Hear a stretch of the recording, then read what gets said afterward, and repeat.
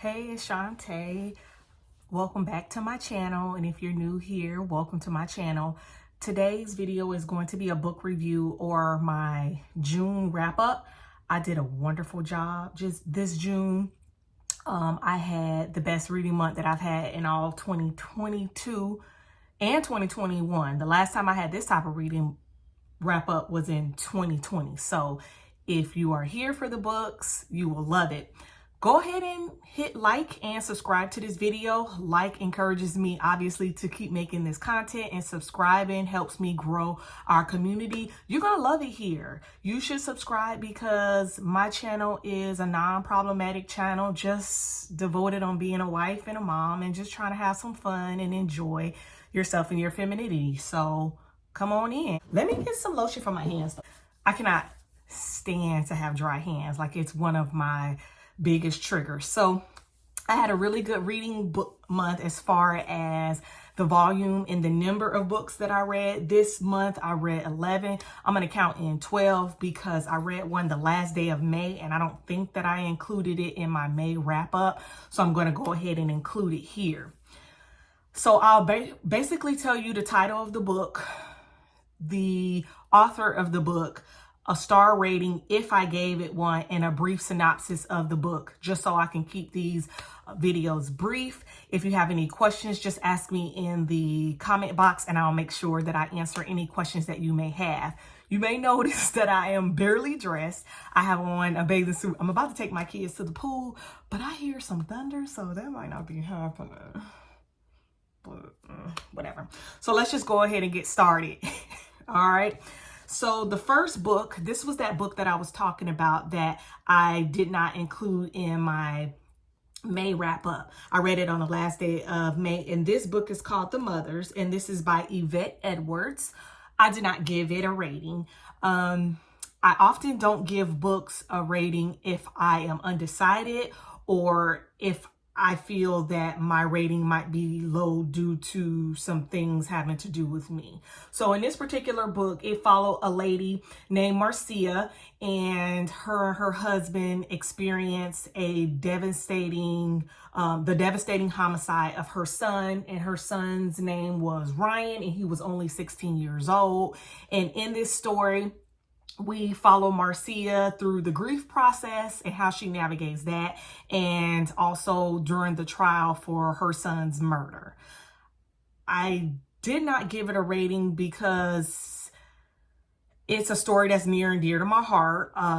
If you know me personally, you know that I have a brother who was killed. He was murdered due to gun violence, and this book gave me a little of an insight on what it felt like for my mom to navigate the grief. But my mom was a single mom, so she didn't have a husband. Not saying that Marcia's husband was any good, but she didn't have a husband to navigate it through. And then I just felt so deeply about it. And I'm trying not to say too much, but it didn't wrap up the way I needed it to. So while I enjoy reading it, I read it in a single setting. I would recommend you reading it.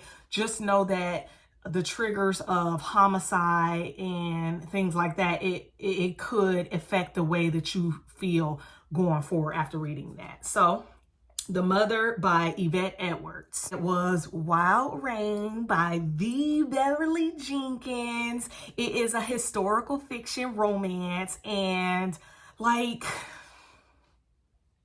it was a 5-star read. I can't even remember the name of the characters right now, but just know that it gave. I mean, I loved it. Absolutely loved it. So I listened to it on audiobook and read it at night on my Kindle, and yeah, it gave. The next book I read was probably one of the last books that I read for the month of June, and that was You Made a Fool of Death with Your Beauty, and the author is Akwaeke Emezi. I hope that I said that correct, and if I didn't, I am so sorry, Queen. You know I didn't mean it. I gave it a 4 stars. Whew. This book is about a character. I can't think of her name right now, but I'll put it right here. She is navigating the death of her recent husband. It happened within the last 5 years. And sis is just messy. So sis is getting into relationships and is having feelings that she knows based on the circumstances would not be beneficial to the people around her. And yeah, it is a romance, I would say. If you read romance, you read it for a reason. I'm gonna try to talk in code because my niece and my nephew and my daughters watch these videos. So it gave on that part. It was good. I gave it 4 stars because I felt like I couldn't stop reading it. But again, I'm a strong person. I love for books to wrap up the way, like, neat and clean and things like that. And I don't think that it did. I needed more. The next book I read, which was probably one of my favorite books, and I'm going to talk about it in a separate video, is called Cinderella is Dead, and it is by Kalynn Bayron. And it follows a character, and it's pretty much a Cinderella retelling. So the story is told 200 years after the death of Cinderella. And what happened is the community or the world is a very patriarchal society. Following the death of Cinderella, they have like a ruling from this king that has all of these rules and policies by which women should behave, and their whole lives revolve around getting a husband and getting chosen. So our character, so there's this ball that's coming up where the women get chosen, and if they don't get chosen, they pretty much get like thrown away. No one knows what happens to them. And our character, she is queer. So number one, she don't want to be chosen by a man. And number two, she just is tired of this happening. So what ends up happening is she forms a little rebellion, and we follow her in forming that little rebellion. It's a dope story. Like, I stand for Kalynn Bayron. I'm currently reading another book by her, and I am just so impressed. And how was I asleep? I had this book on my Kindle for about a year. So that's that. I gave that 5 stars, of course, and I'll probably rereading it, and I'll be discussing it in another video that I have coming up for you, which I think you'll love. So like and subscribe so that you can see that video. Next book I read is called Like a Sister by Kellye Garret. And the story follows a girl named Lena, and right in the beginning, her sister named Desiree, who is a reality TV star, has been found dead.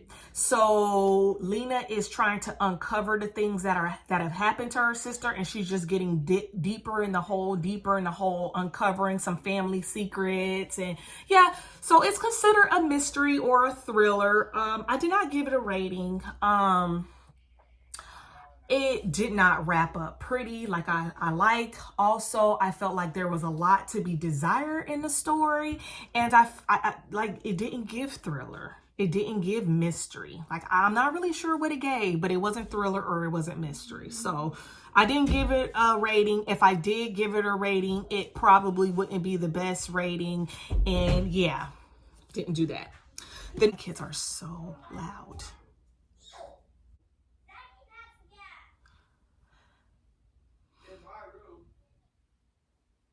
The next story that I read is called Carolina Built, and this was a library loan, and this is by Kianna Alexander, and it follows a character. It's a historical fiction, and it follows right after the emancipation and the slaves were free. So it was 1870s, and it follows the story of a woman. Name's here. I'm just not good at names. I don't have the book with me because, like I said, it was a library loan.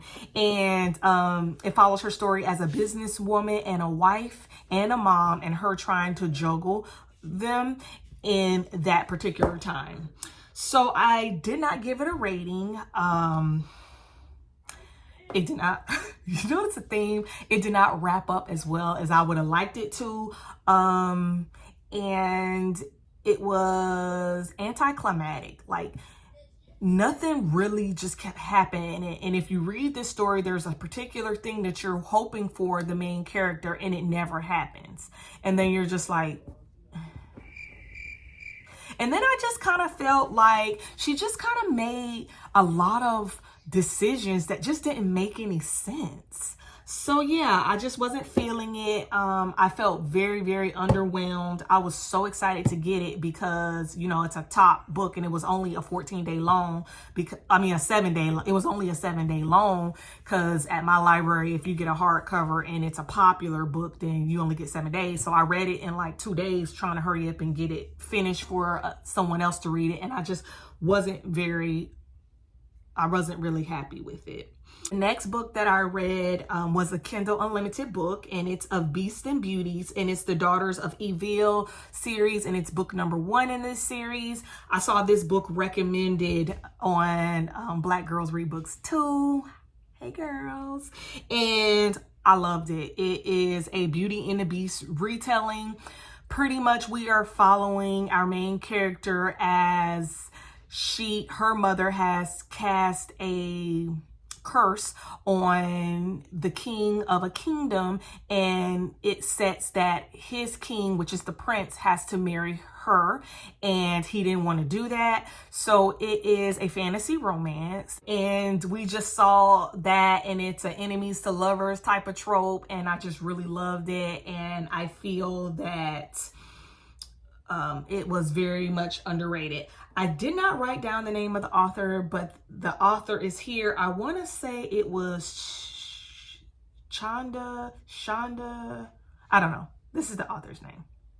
What I read was a novella, and it is Down Among the Sticks and Bones. It is number 2 of the Wayward Children series by Seanan and McGuire.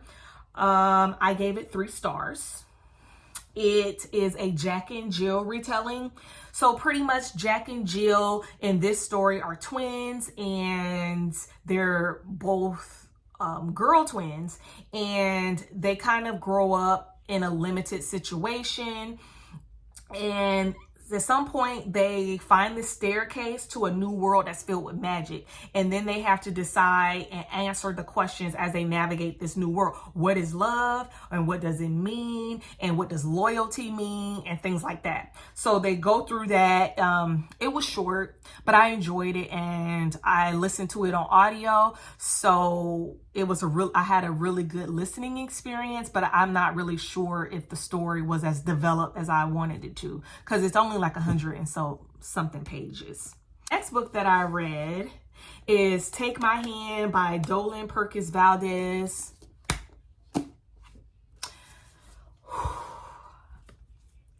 If you know, you know.